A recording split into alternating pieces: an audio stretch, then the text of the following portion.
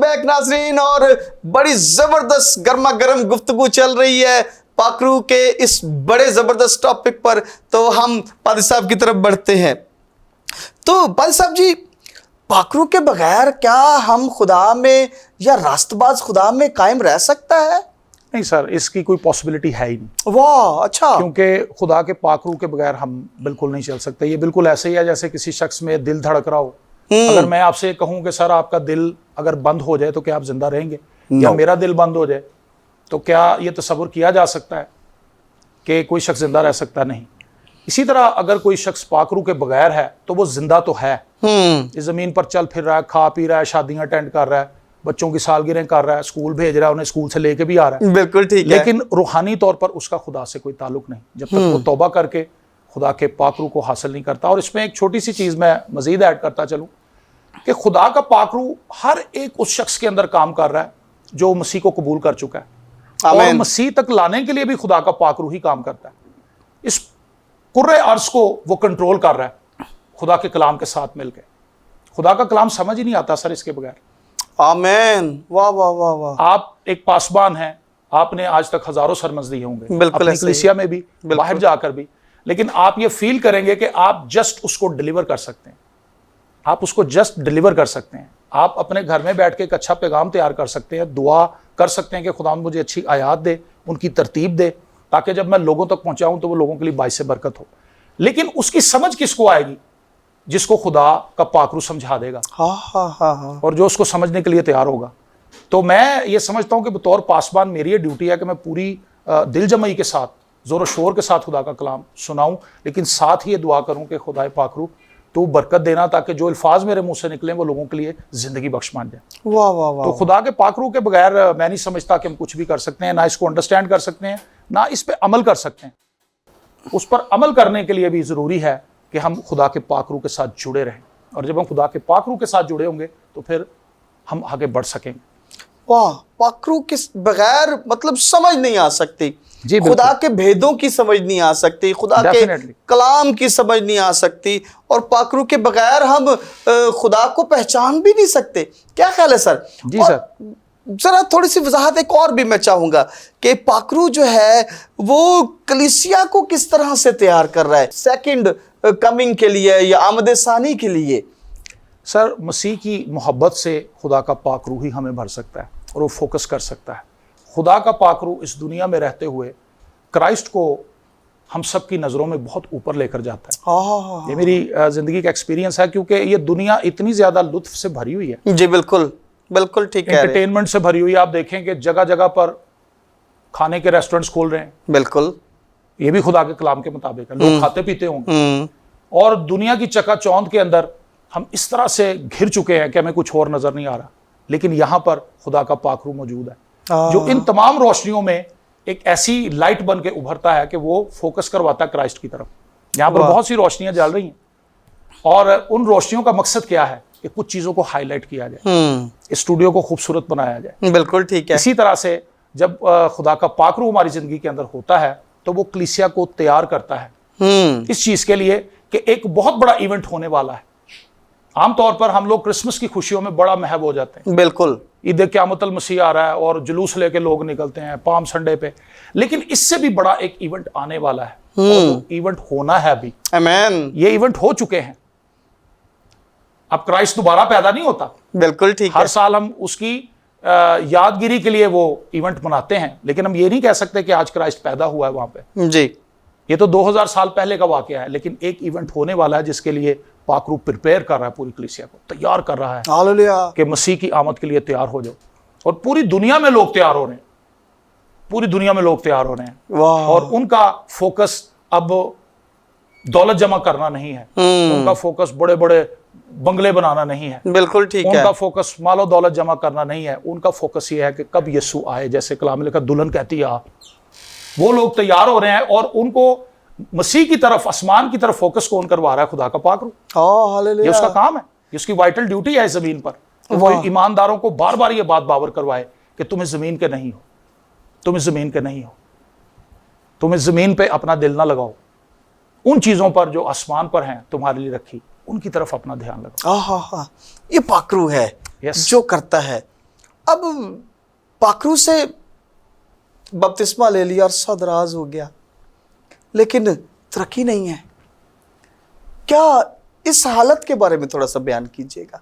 Sir, इसके बारे में मैं यही कहना चाहूँगा कि बहुत से लोगों को खुदा का पाखरू मिला, और फिर उसके साथ अगर हम ये कहें कि खुदा का पाखरू ही है और शैतानी ताकतें नहीं हैं जी, तो फिर हम गुमराही का शिकार हैं। हमें ये चीज़ याद रखनी चाहिए कि अगर खुदा का पाखरू अपनी कुव्वत के साथ चर्च के अंदर काम कर रहा है, आमीन, उसी ताकत के साथ शैतान भी भरपूर कोशिश कर रहा है कि वो ईमानदारों को गुमराह करे। बिल्कुल सही कह बाइबल रहे मुकद्दस में खुदा के पाखरू की नेमतों का जिक्र है, हैं। बिल्कुल ठीक है। जैसा कि करंथियों के खत के अंदर हम पढ़ते हैं।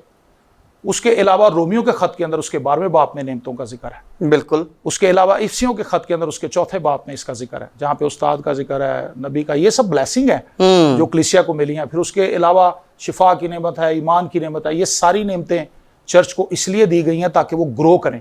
बिल्कुल। और लिखा गया है ये कि नेमतें इसलिए दी गई हैं ताकि कलीसिया की तरक्की हो। बिल्कुल ठीक है। लेकिन ये उस वक्त रुक जाती हैं जब मेरी वजह से कोई शख्स शिफा पा जाए। असल में वो मेरी वजह से शिफा नहीं पाया, नहीं पाता। बिल्कुल। मेरी वजह से कोई नबूवत नहीं हुई, मैंने किसी के दिल का हाल नहीं जाना, मेरे ईमान से कुछ नहीं हुआ। ये सब कुछ जो ऑपरेट किया जा रहा है ये पाखरू के वसीला से है। और आज आप देखें दौरे हाजिर में पूरी दुनिया के अंदर उस वाइटल पैमाने पर, बड़े पैमाने पर हम मौजज़ात नहीं देखते। बिल्कुल। उसकी एक बड़ी वजह यह है कि उसका क्रेडिट जो पाखरू को, खुदा को मिलना चाहिए था, वो क्रेडिट इंसान ने खुद ले लिया। तो तरक्की वहीं पे रुक गई। वाह। जब कोई शख्स ठीक हो गया तो हम ये कह सकते हैं कि इसको खुदावंद ने ठीक किया, हमने तो कुछ नहीं किया। जैसे खूबसूरत दरवाजे पर वो शख्स जो लंगड़ा बैठा था, उन्होंने कहा तुझे किसने ठीक किया? तो उन्होंने कहा तुमने ये कैसे कर लिया? उन्होंने कहा जी हमने तो नहीं किया, ये तो खुदावंद ने किया है। बिल्कुल।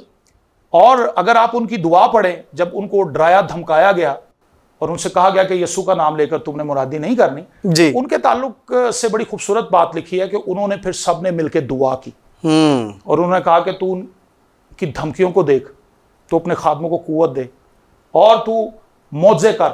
वो खुदा को कह रहे हैं। आमीन, आमीन। और फिर लिखा है कि जिस मकान में वो जमा थे वो मकान हिल गया। यस। तो आज एक जमूत तारी है कलीसियाओं के ऊपर, प्रोग्राम्स हो रहे हैं, वो बड़े अच्छे लगते हैं, हम समझते हैं ये बेदारी है। लेकिन जब तक हम खुदा को उसकी जगह पे नहीं लेके आएंगे, ये बेदारी लफ्जी तौर पर तो आपको नजर आएगी, फ्लैक्सेस पे भी नजर आएगी, बैनर्स पे भी नजर आएगी, टीवी चैनल्स पे भी नजर आएगी, यूट्यूब चैनल्स पे भी नजर आएगी, फेसबुक पेज भी इससे भरे होंगे, लेकिन काम असल में हो नहीं रहा होगा। ये बिल्कुल उसके पैरेलल है। जैसे आपने नकली नोट देखा होगा। जी जी जी। नकली नोट को पहचानना बैंक वालों के लिए भी कई बार मुश्किल हो जाता है। अगर शैतान बिल्कुल उसको डिफरेंट एंगल में लेकर चले तो कलीसिया पहचान जाएगी कि ये खुदा का पाखरू नहीं है, ये शैतान है।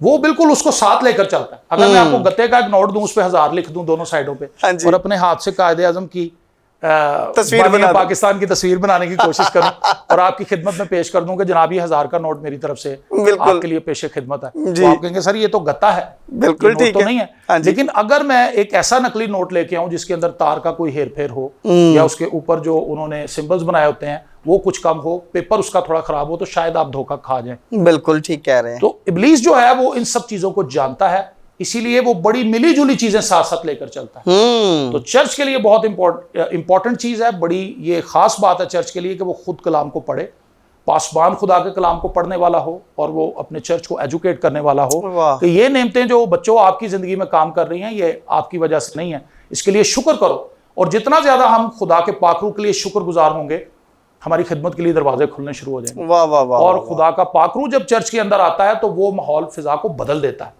एक तो रिवायती संडे की इबादत है जो हम करते हैं जी, बच्चों ने साउंड लगा दिया, गीत गाने शुरू कर दिए, हालेलुया, एक शख्स ने मीटिंग को प्रिजाइड करना शुरू कर दिया, तो ये रिवायती इबादतें हैं। लेकिन एक इबादत ऐसी है जिसके अंदर खुदा का पाखरू कंट्रोल कर रहा है सब कुछ। वो वर्शिप भी फर्क है, वो साज बजाना भी फर्क है, वो गीत गाना भी फर्क है, सब कुछ ही फर्क है, उसका लुत्फ भी कुछ हो रहा है, क्योंकि उसका जो होल्ड है वो खुदा के पाखरू के हाथ। वाह वाह वाह वाह वाह, ऑसम ऑसम।